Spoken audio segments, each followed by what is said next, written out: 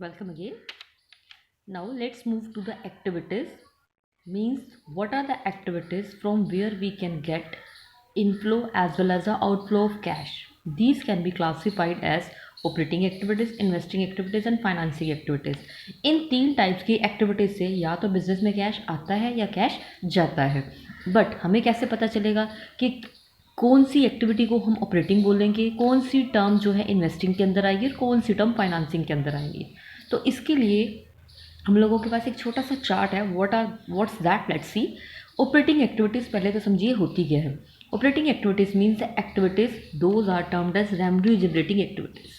Okay, with example just see cash inflow as well as outflow. Cash inflow, cash कौन सा inflow माना जाएगा operating activities में? Cash sales. कोई भी सेल करने से अगर आपके बिजनेस के अंदर कैश आ रही है तो उसको हम ऑपरेटिंग एक्टिविटीज़ के अंडर कंसिडर करते हैं. Then cash received from royalty, fees, commission and cash received from debtors और द ट्रेड रिसीवेबल. किसी डेटर से पैसा लिया या आपने किसी तरीके की रजिस्ट्रेशन फ़ी या नॉर्मल किसी से आपने फ़ी लेनी थी या कमीशन लेनी थी. These all termed under cash inflow in operating activities. In the same way, cash outflow also included what? Cash purchases. Suppose आपने कुछ परचेज किया और उसके लिए आपने जो भी अमाउंट पे किया, that comes under cash outflow in operating activities. We are simply talking about operating activities. Operating activities में इनफ्लो किससे होता है और आउटफ्लो किससे होता है.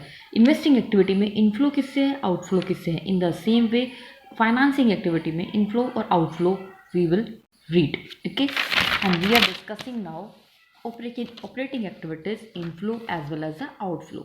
Now move to the investing activities. Investing activities means those activities of business which are done for the investment purpose in a business for a long period of time. Okay, suppose आप अपने business के अंदर कोई भी goods purchase करते हो, goods, तो वो हमारी ऑपरेटिंग एक्टिविटी है. जैसे सपोज आपका टेक्सटाइल का बिजनेस है तो टेक्सटाइल के केस के अंदर जो क्लोथ है, आप रोज़ क्लोथ खरीदते हो या बेचते हो, ये आपकी गुड्स है. ओके, इन द सेम वे आपका फर्नीचर का बिजनेस है तो आप फर्नीचर परचेज करते हो, सेल करते हो, दैट इज ऑपरेटिंग एक्टिविटी, क्योंकि रोज़ का ऑपरेशन करने के लिए आपको वो चाहिए, वो इसके अंदर कंसिडर होगा. Okay, in the same way suppose आपका टेक्सटाइल का बिजनेस है, and you are having a very very beautiful furniture for your clients. In that case it's not a goods. Reason आपका गुड्स का बिजनेस नहीं था, sorry furniture का business नहीं है, आपका टेक्सटाइल का बिजनेस है, but you are purchasing any type of the machinery, any furniture, तो that is a asset. And the purchase of asset means asset आपने परचेज की तो आपके पास से कैश जा रहा है. Okay, that is a cash outflow, the purchase of any fix assets. In the same way आपके पास कोई फिक्स एसेट थी, आपने उसको सेल करा, मशीनरी को सेल करा, और उसके सेल करने से you just get the money.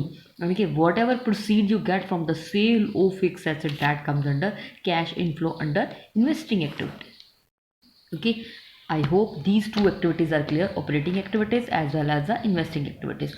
Operating activities are activities which include the day-to-day operation, okay, as well as the investing activities, those activities which are done for only the purpose of investment purpose. Clear beta? The next is financing activities. Activities which are related to the change in capital as well as the borrowing of the business. अगर आप किसी तरीके की borrowing करते हो या capital में उसको लेने से आपके बिजनेस की कैपिटल बढ़ती है या कम होती है, तो that termed as financing activity. Okay, now move to the example what are covered under it. Let's see. Cash inflow and outflow. All type of share, we all know that by issuing share we just get the what? Cash or the capital. Okay, the first is proceed from the issue of shares in cash. Cash में अगर आप share issue करते हो तो उससे आपके पास जो proceed जो पैसा आता है, that is cash inflow. In the same में अगर आप किसी भी शेयर को वापस करते हो, अगर आपने खरीदे हैं तो उनको पेमेंट भी तो करनी पड़ेगी ना. जो पेमेंट करोगे अगर शेयर के केस में, डिबेंचर्स के केस में, लोन के केस में, ये सब के सब हमारी फाइनेंसिंग एक्टिविटीज़ है. ओके, लोन रेज किया, लोन आपने लिया तो आपके पास कैश आया. इन द सेम वे लोन आपने लिया था, वापस तो करना पड़ेगा ना, तो पेमेंट ऑफ लोन, तो कैश आपके पास गया. These comed under financing activities. I hope these all three activities are very clear to you. Okay, rest we will do in the next video. Thank you.